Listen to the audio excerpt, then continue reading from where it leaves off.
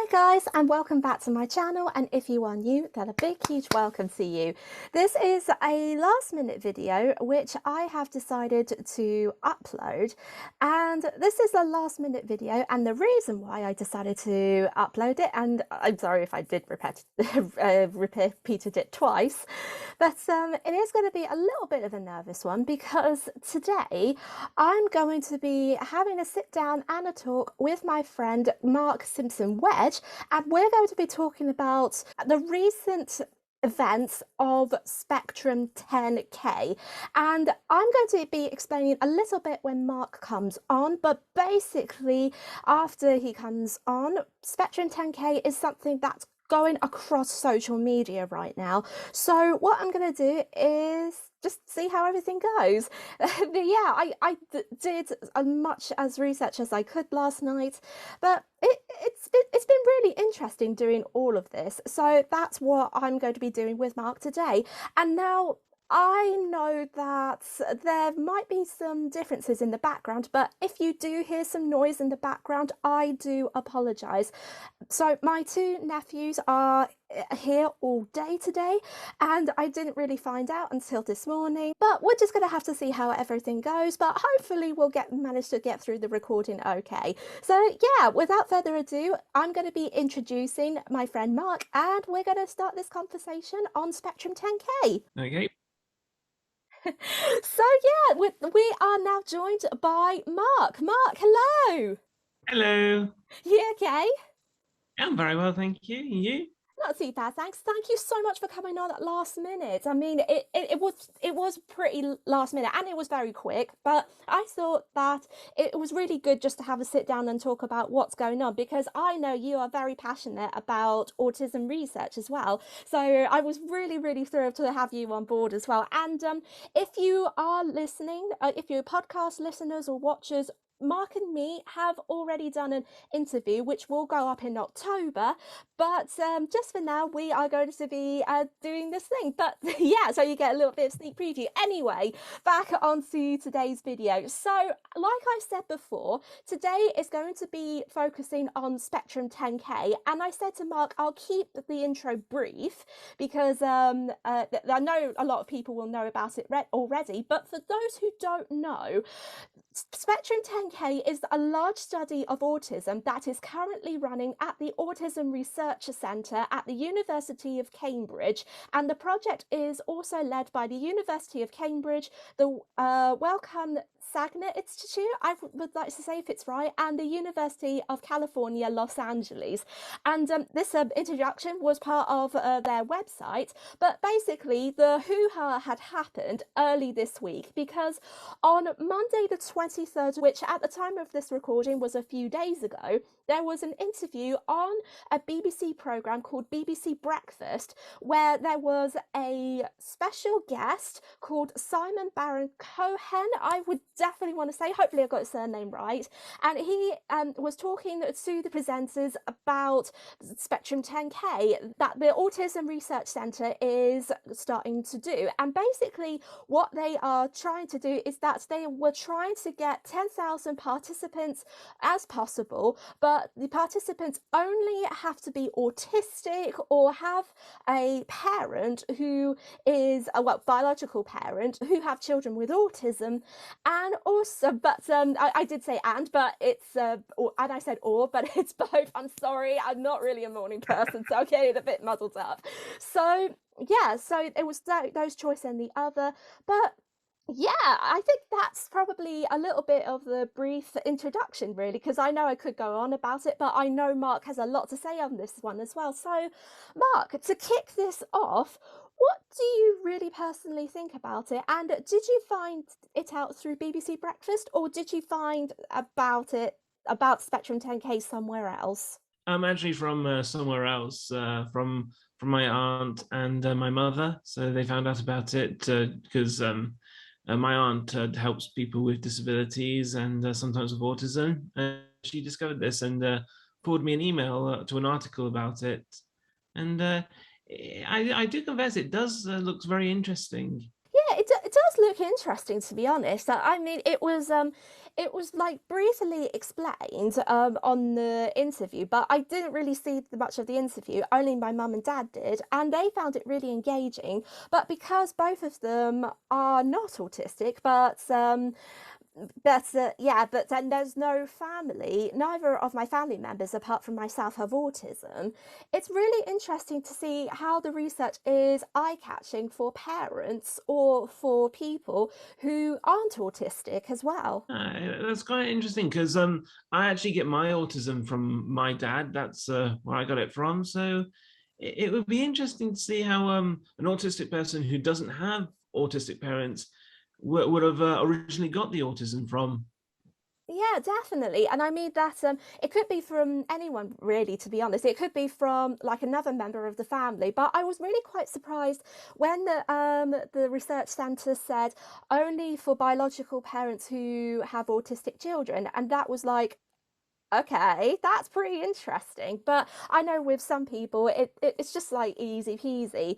But when I had a look into the website a bit more, I found something that was really quite interesting. However, there has been a lot of negative response on social media once everyone else had found out what the project's about, and it was used on social media under the hashtag StopSpectrum10K. And this is where this video happens, really. This is the basis of this video. But it's really interesting to see all the controversy that's going on, and most of the people who excuse me, most of the people who were against this, they were autistic themselves, and straight away they have done like blog articles, they have done live recordings on Twitter and Instagram, and some on TikTok. And then there was some responses that where people said it's pointless, creepy, and the list goes on and on from there. But it's really interesting to see how it plays out. And there are a few articles I would highly recommend reading, because I did read some last night, and I will leave those links in my YouTube description box. And I just think that it's definitely interesting to have a look about other people's point of view, especially those who are autistic. Yeah, I think some of them said that I think they were like afraid that they could be treated like guinea pigs, but it really depends on what kind of tests they're doing. Because what Spectrum 10K are just asking for is, I think, just to fill in a questionnaire, and then they want some DNA, some saliva, which Yeah. they'll send like the test tubes over. You just put some DNA saliva on it, and then you send it back, and they sort of study it. I must admit, it's interesting they've gone for the saliva DNA, because I shared with this with Says in a private chat on Instagram, but I should tell you guys. But when I was 14, I volunteered for an experiment at Cambridge. A woman was doing a course to get a PhD, and she wanted to use a brain scanning machine, so like attach some special hat with wires on, and sort of scan my brain. Oh, that's the EEG.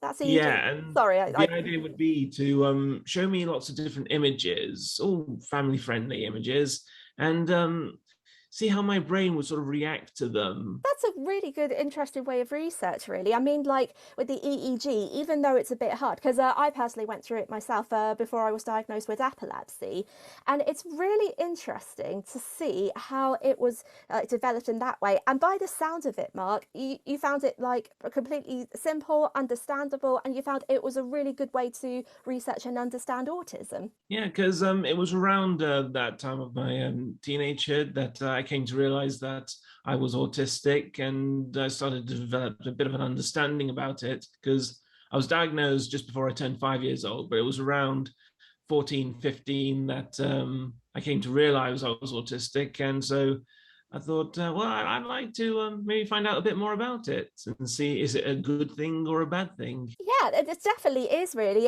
It's a very understandable. And then jumping on through that, I had a look at their website, like I said before, and I found a statement that was really interesting because the point of the statement that Spectrum 10K made is that through the research, Spectrum 10K says that it aims to investigate genetic and environmental factors that contribute to the well-being of autistic individuals and their families. The study will not look for a cure for autism and does not aim to eradicate autism. Every member of the Spectrum 10K team values and respects autistic differences and are working to promote inclusion, acceptance, and dignity for autistic people throughout society. That's really interesting. And I was doing some polls on my Instagram stories last night, and most of the responses I got were all negative. And I did like some few of the polls really. And on my YouTube channel, I will do some screenshots of these rather than explaining about all of them.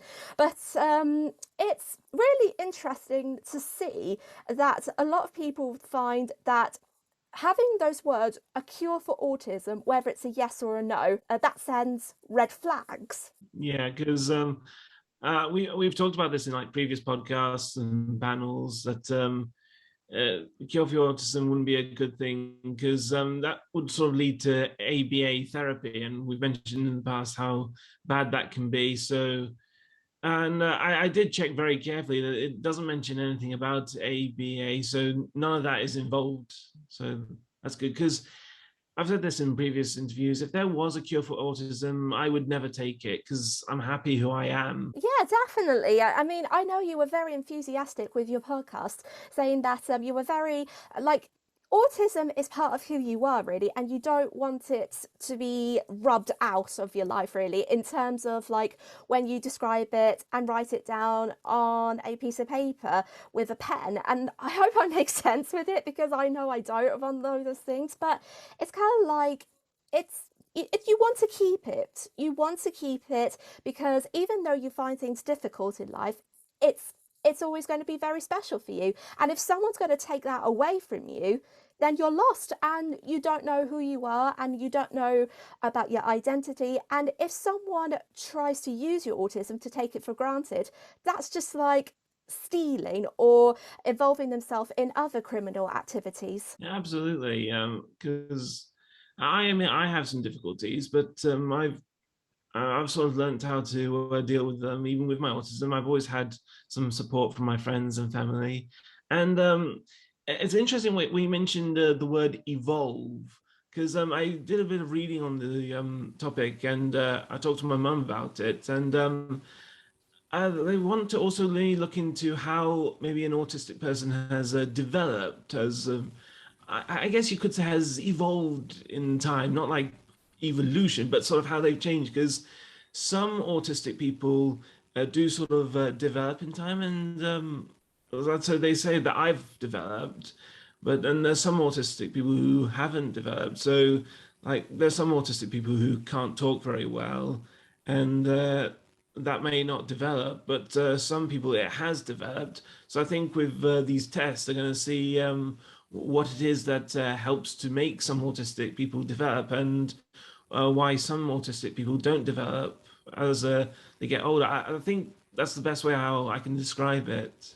Oh, yeah, definitely. That's a really good description. I mean, by listening to that, really, it's not like focusing on autism, just like Charles Darwin has wrote like his theories on natural selection, but it's kind of like in its own way trying to describe the differences between what people can do, what are their strengths, their weaknesses, what they like or don't like. Because apparently in the UK, there are 700,000 people who are autistic, and some of them will have conditions like learning disabilities, difficulties, and epilepsy.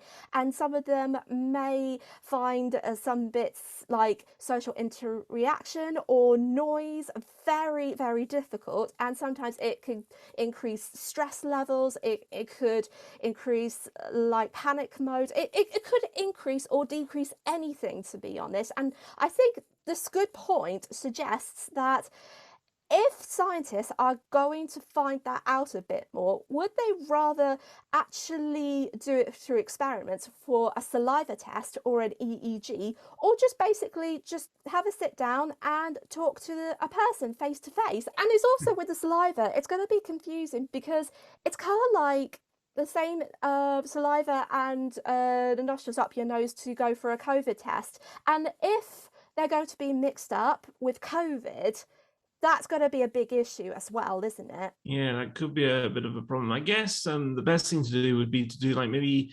both kind of tests. So do like maybe some tests and have a sit down and talk. So maybe a combination of both would be better because it's like what you say. Not all autistic people are the same. Some of them are different, and some of them may have two disabilities. So one of them being autistic and something else. So you've mentioned you have epilepsy. With me, I have dyslexia, so I can't read or write as fluently as a normal person can. So and sometimes with these tests, it could be interesting to see how different autistic people cope with certain situations. So people then know what kind of support they would need for the future, whether it's with a young child during education or if it's towards the adulthood as they maybe try and get a job or something like that. Yeah, definitely. I mean, it's kind of like differences, really, and there is an important key difference. And this is something that either society can actually understand or just forget about it, really. And this is kind of like why people this is going to be so hard to explain because I don't really want to jump between the lines of having a debate or people going into a devil's advocate, even though there's going to be a lot of that with this subject. But it's going to be interesting to see how much scientists and especially ambassadors who support Spectrum 10K, such as Paddy McGuinness and Chris Packham, it's really interesting to see what truly is going to go on behind the scenes. What's really going on? That's the thing that everyone's going to question. Yeah, I think you could be right there because I made a few notes about this before I started. I think when I was diagnosed with autism, it was still in the early stages of understanding, and there was actually a very useful test where if you showed like an autistic person like different eyes, just the eyes, and if you asked what kind of emotion are they showing, the autistic person would say, I don't know, because they always look at the mouths rather than the eyes. So I guess it really depends on what kind of test, because I think it is quite interesting in a scientific way, because as I said, to understand it more, I think people may object it because nowadays people are starting to understand autistic people more and more. I think they're like, we don't need this anymore, but I wouldn't jump to conclusions. I think maybe there's still some things about autism that we still don't know. Yeah, definitely. And this is a point that I wanted to find, like the last statement I found on the Spectrum 10K's website. And this is the thing that really caught my attention the most. And they have a section called Why Are Genetic and Environmental Factors Are Important? And underneath the paragraph on their website, they said, we know that autism is partly influenced by a person's genes. However, autism is not entirely genetic. This means environmental factors play a role in autism and need to be understood too. Together, genetic and environmental factors contribute to differences in autism and to the well-being of autistic individuals. Spectrum 10K is not researching for a cure for autism and does not in any way support the approach. And again, this is a bit repetitive here, like I mentioned last time. Instead, Spectrum 10K aims to better understand how biology and environmental contributes to autism, to improve diagnosis, support clinical care, and quality of life of autistic individuals and their families. What do you have to say about this one, Mark? I think the environmental one could be interesting because in the past I've always thought autism is usually passed on in a genetic way. So, like I mentioned, I got it from my dad. But environment one that could be interesting, maybe to have some research on. Yeah, definitely. I mean, I have heard about this before because, oh, what was it? I think from what I can remember, some people have told me that it happened because of, let's say, for example, um, oh, this is going to be a tough one, like pollution or climate change, something like that, for example. I don't really know what the person actually said to me, but it is going to be interesting to see if there are people who want to participate, what the conclusion is. And if you look at it in a natural selection way, and probably in a COVID way, and I know there's going to be a lot of controversy about this as well, is it going to solve a problem or is it going to make everything worse? I'm hoping it will actually solve problems because you mentioned the quote to help diagnose at an early age. That could be very useful actually, because I think it's usually autistic boys are diagnosed at an early age, but sometimes with autistic girls, they're diagnosed at an older age. Because I got an autistic friend who wasn't diagnosed with autism until she was, I think, 25, 26 years old. So the Ah. sooner you can get diagnosed, the better, and then you can get the right support to ASAP.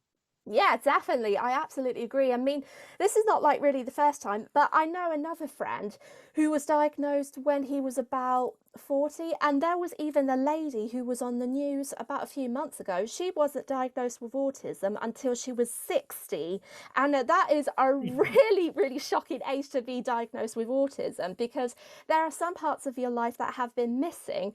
And at the moment, with all the tests that have been done, it's something like you mentioned before, Mark, EEG scans, sitting down, doing questionnaires, and all of that. And it's something that people may find comfortable doing that, or there might be cases for people who don't. But I think, in a sense, in a way, really, it sounds a bit more better than having to put saliva in a test tube to put in the post. Yeah, because I think with the saliva one, I think it's very similar to the COVID tests. Yeah, so you can sort of do at home.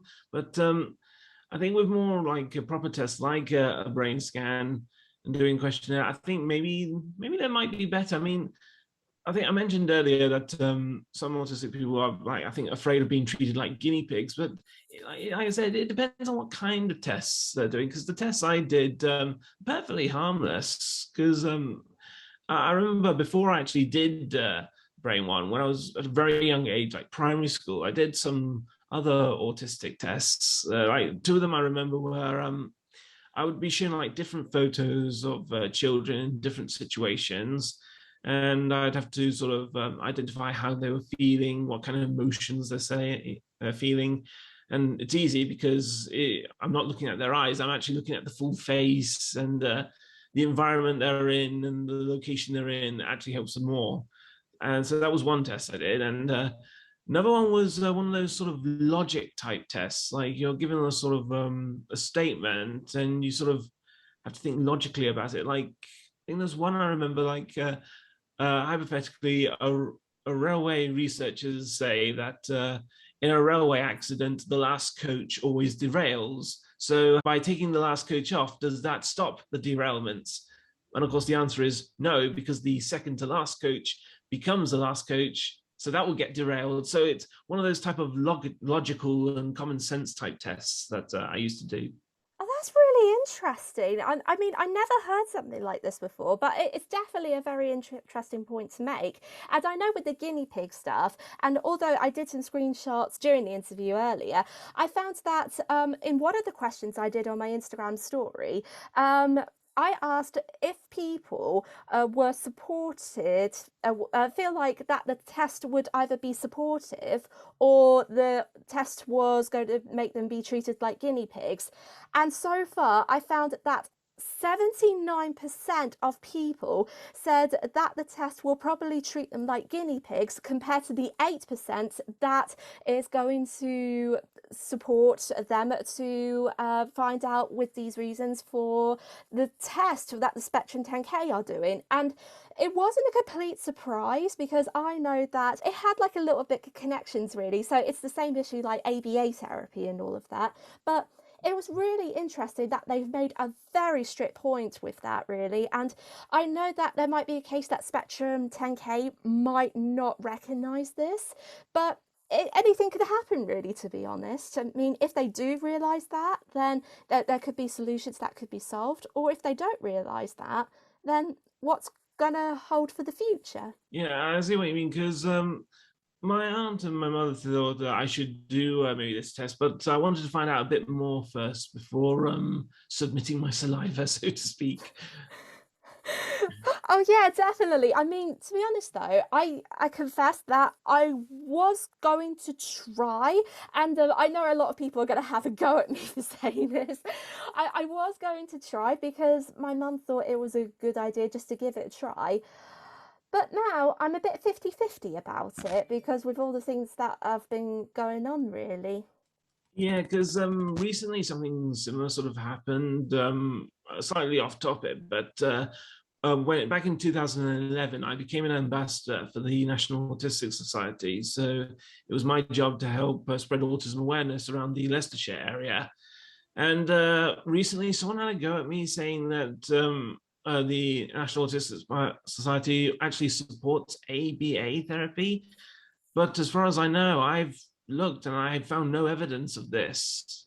And Yeah, I sort of feel a bit offended saying that I'm like a traitor to autistic people, but I'm not. I mean, I could understand where you're coming from, really, because I like being an ambassador, a content creator, and ambassador for the National Autistic Society myself. I thought that was a little bit shocking, and it has come up within the last few months, really, of 2021, but then also during the pandemic in 2020.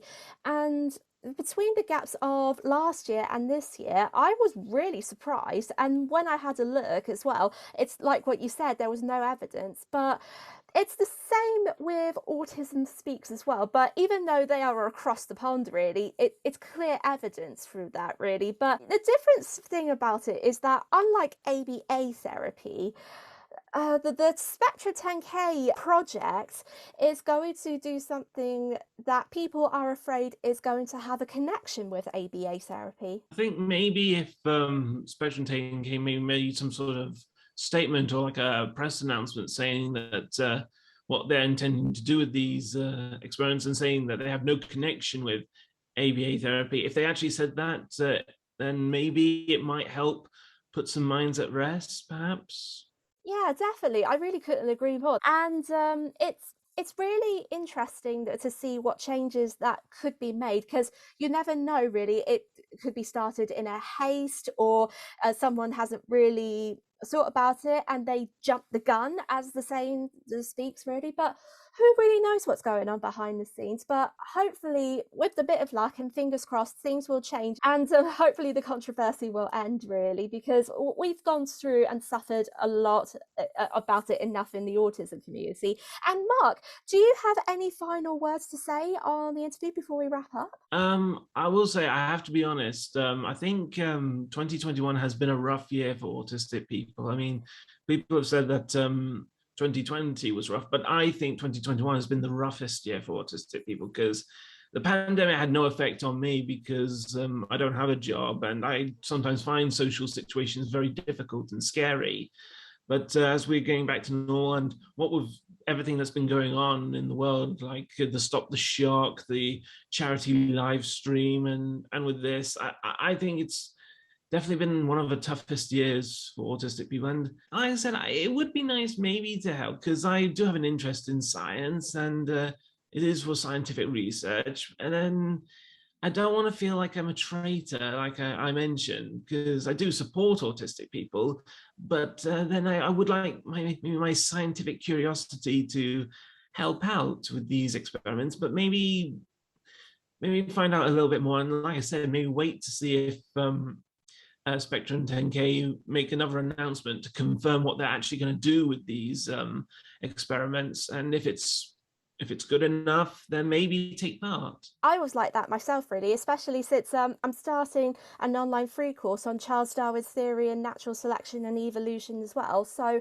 having these like connections really is really important to understand the elements of science, and just hopefully in the future there could be a positive direction in all of this. But I want you guys to know, what do you think about the whole thing? Do you think that Spectrum 10K should change all of this, or do you think there are other ways to solve this? Let me know your thoughts in the comment section down below. And if you are listening on my podcast, give some feedback and let me know what you think about it, because I would really love to hear your thoughts and opinions. And yeah, it's definitely been a very interesting topic to look forward to. And of course, we've got to say thank you to the amazing Mark Simpson-Wedge for coming on today. Mark, thank you so much. And yeah, it's definitely great It's to been a have you. pleasure. It's been a pleasure being on here. And we definitely are looking forward to the interview for the podcast in October as well. So definitely look out for Mark's podcast. It was really good fun to do the podcast in October for October. But yeah, it was definitely all good. And until then, guys, I hope you have a wonderful day. And until then, I will catch you very soon. Take care of yourselves. Bye. Bye.